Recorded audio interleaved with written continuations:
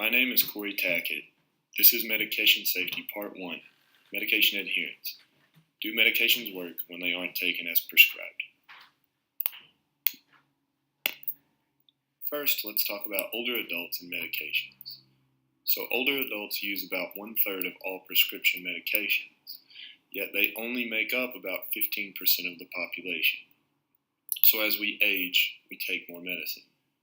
These medications could include some drugs that have high potential for abuse, so pain medication or psychoactive drugs. Some examples of these would be benzodiazepines or benzos, or opioids. Drug misuse and abuse are growing problems in the older population in particular. Medication adherence is essentially the opposite of drug misuse and abuse. So let's talk a little bit more about drug misuse and abuse. So what are the differences between drug misuse and drug abuse? So drug misuse is the use of a medication other than exactly the way that the doctor prescribed it. Drug abuse is very similar, except it is intentionally taking medicine that is not necessary to improve your health.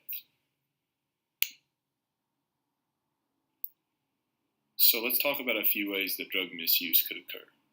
Taking more of a medication, taking less of a medication, taking medication more often, forgetting to take a medication, stopping a medication too early, giving other people your prescribed medicine, or taking someone else's prescribed medicine.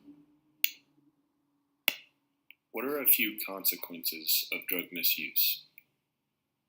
Someone may not get better, or they may not get sicker. They could develop a new problem other than the reason that the medication was being taken in the first place. Could result in hospitalization or an unwanted doctor visit.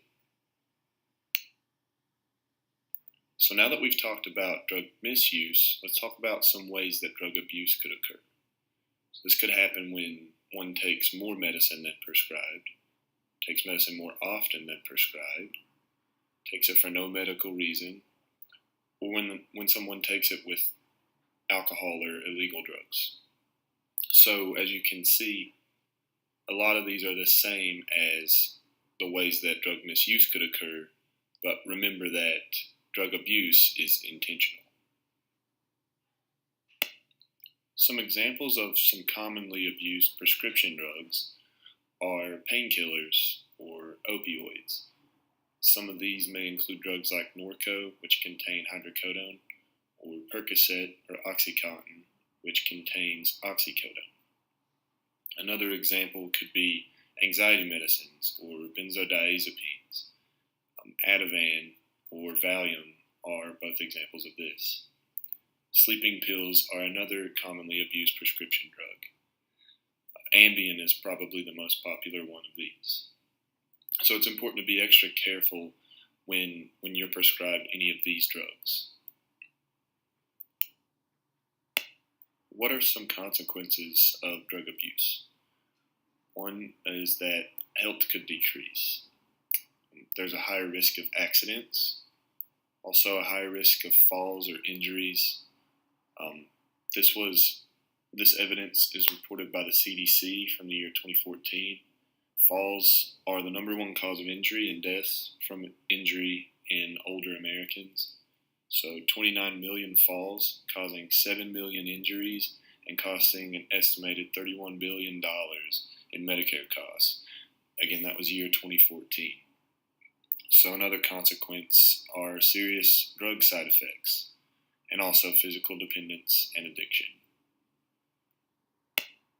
So now that we've covered drug misuse and abuse, let's talk about what medication adherence is. According to the World Health Organization, medication adherence is the extent to which a person's behavior agrees with the agreed medication regimen from a healthcare provider. So basically what that's saying is taking your medicine the way that it was prescribed. Drugs can't work unless they are taken the way that they're meant to be taken. Some reasons that medication adherence is not achieved could be unwanted side effects, problems with cost, complex regimens or regimens that are tough to follow, forgetting to take your medicine, failure of communication with a healthcare provider, or fear of addiction.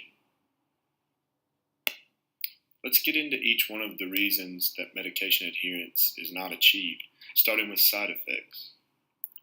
So, antibiotics could give you an upset stomach, and that's just one example of a medication. Constipation is another side effect, and this is common with opioids or pain pills that we've already talked about. You could get dry mouth or eyes.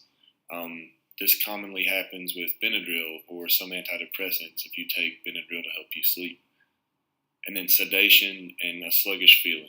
And this could happen with a variety of medications, like painkillers, anxiety medicines, sleeping pills, and some blood pressure medication. Let's talk about some solutions to avoid unwanted side effects. Pay attention to the entirety of the directions that comes with a prescription. One example could be taking with food, and that could help an upset stomach that's caused by an antibiotic. Also, take only the amount of medicine that is prescribed. Again, this goes back to taking more of a medication or less of a medication than prescribed. For example, if the medication says twice daily, it means no more or no less than 2 times per day. So cost can be another reason for failed medication adherence. In a study, nearly 1/5 of 875 patients with diabetes reported cutting back on their medications. 28% of those 875 people reported giving up food or essentials to pay for their medication. In the U.S., about 2 million Medicare patients had reported not adhering to medications, and the number one reason was cost. This is not the intent of physicians or prescribers or pharmacists. We want to be able to make the medications affordable to the patients. So what are some solutions to avoid cost problems? Using resources such as pharmacists, pharmacy technicians, physicians, and social workers. These people can help to find the best insurance for you. Ask questions about insurance and coverage options concerning your medications. Talk to your pharmacist when picking up a prescription, for example, if it costs too much. Maybe they can find a different kind of medication and collaborate with your physician, or see if there's another insurance out there that's more suitable for you. Ultimately, finding the right medicine for the right cost is the goal. Another reason for failed medication adherence are complex regimens. There are regimens for different medications, and they all vary. It could be once a day, like a blood pressure medicine, aspirin, or a multivitamin, for example.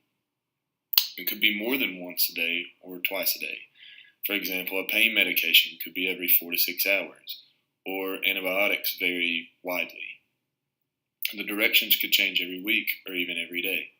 For example, methylprednisolone or a Medrol dose pack starts with 6 tablets on day 1, 5 on day 2, 4 on day 3, 3 on day 4, 2 on day 5, and 1 on day 6. Directions could also be conditional. For example, anxiety medication is often written as needed. These are just a few examples of complex regimens.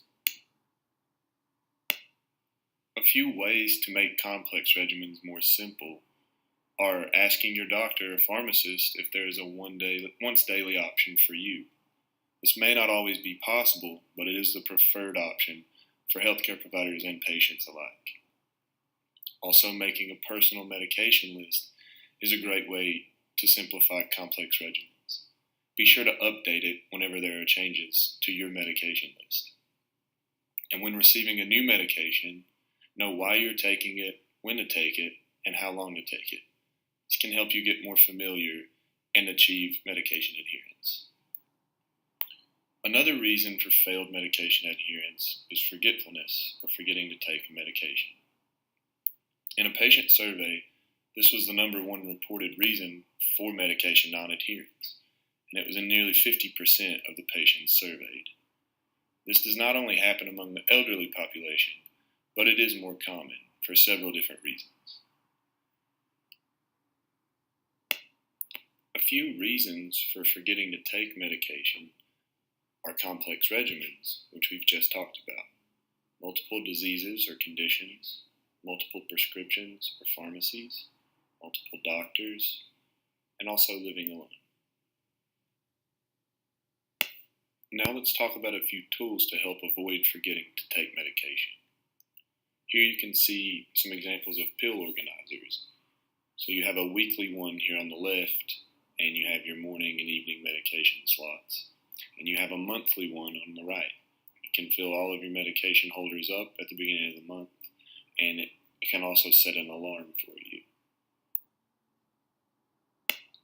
Another way to avoid forgetting to take medication is to set reminders with either a cell phone, an alarm clock, or a watch. Failure to communicate effectively with healthcare providers is another reason for failed medication adherence. So communication with different doctors and pharmacists is very important. This helps to put everybody on the same page so that you can get the best health care. Pharmacists that work at different pharmacies do not know what medications that you take unless they are told. Transferring prescriptions to one pharmacy can be very helpful.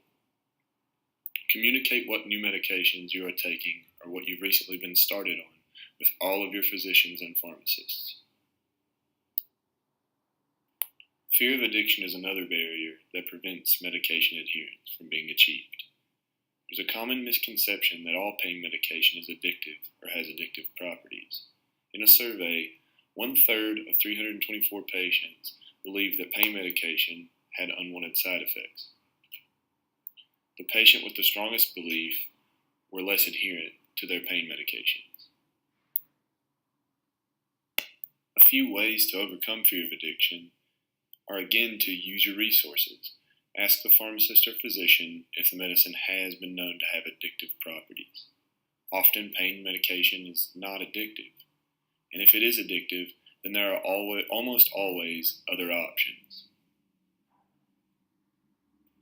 So in summary, drug misuse and abuse are the opposite of medication adherence. Drug misuse is unintentional, while drug abuse is intentional. Examples of both could be taking too little, too much, or taking a drug too often.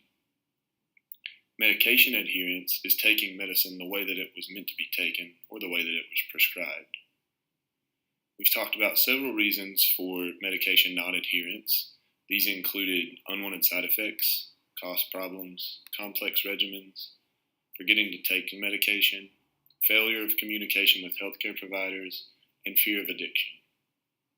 We've also talked about ways to improve medication adherence. So for cost problems, you can talk to your pharmacist or doctor about insurance. And for forgetting to take your medication, you can use a pill organizer or set a reminder. Here are a few useful references and websites that can help with increasing medication adherence.